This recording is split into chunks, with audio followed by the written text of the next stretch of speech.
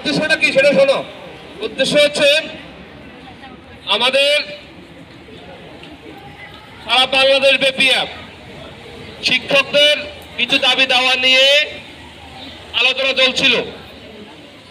শিক্ষকদের বিভিন্ন দাবি দাওয়া নিয়ে আলোচনা চলছিল। এখন সেই আলোচনাকে কেন্দ্র করে কিছু শিক্ষক তারা আন্দোলনে গেলেন ঢাকায় প্রেস ক্লাবে। গতকালকে আমাদের অনেক শিক্ষকদের উপরে, আমাদের এমপিভুক্ত শিক্ষকদের উপরে কিছু পুলিশ কর্তৃক হামলার শিকার হয়েছে। যেহেতু হামলার শিকার হয়েছে তা তো আমাদের মতো শিক্ষক, আমাদেরই ভাই, আমাদের সহকর্মী। আমরা যদি তাদের কষ্ট যদি আমরা ব্যথিত না হই তাহলে কে হবে? আমাদের জন্যই তারা আন্দোলন করতেছেন, ঠিক না?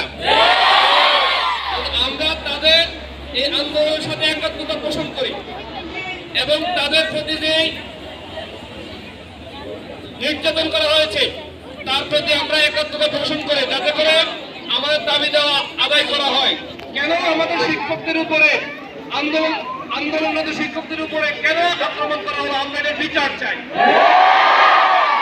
এবং শিক্ষকরা যে সমস্ত দাবি দেওয়া চেয়েছে আমাদের প্রাপ্য ন্যায্য অধিকার আমাদেরকে ফিরে দিতে হবে। আমাদের সাথে অন্যান্য সরকারি চাকরিজীবীরা তারা 100%, 50% বাড়ি ভাড়া বাবদ তারা বেতন পায়, কিন্তু আমরা বাড়ি ভাড়া বাবদ কোনো বেতন আমরা পাই না। আমরা চেয়েছিলাম শিক্ষকরা মাত্র 20% বাড়ি ভাড়া দেওয়ার জন্য। অনেকে থাকে বিভিন্ন জায়গায়, অনেক দূর থেকে এরকম থেকে চাকরি করে, কুমিল্লা এসে চাকরি করে, কুমিল্লা থেকে সিলেটে গিয়ে চাকরি করে, করেন এরকম অনেকে।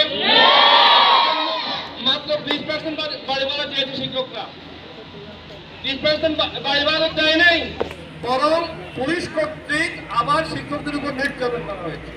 তার প্রতিবাদে গতকালকে সারা বাংলাদেশ ব্যাপী আমরা শিক্ষকরা এবং শিক্ষক নেতারা তারা ঘোষণা করেছে আজ থেকে যতদিন পর্যন্ত আমাদের এই দাবি আদায় না হবে ততদিন পর্যন্ত আমাদের কর্মবিরতি অব্যাহত থাকবে।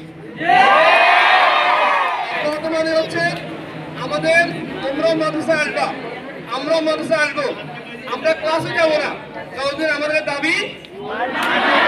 তোমাদের কথা বলতে পারে যে তোমাদের কেন ক্লাস হয়নি, তখন তোমরা বলবা যে আমাদের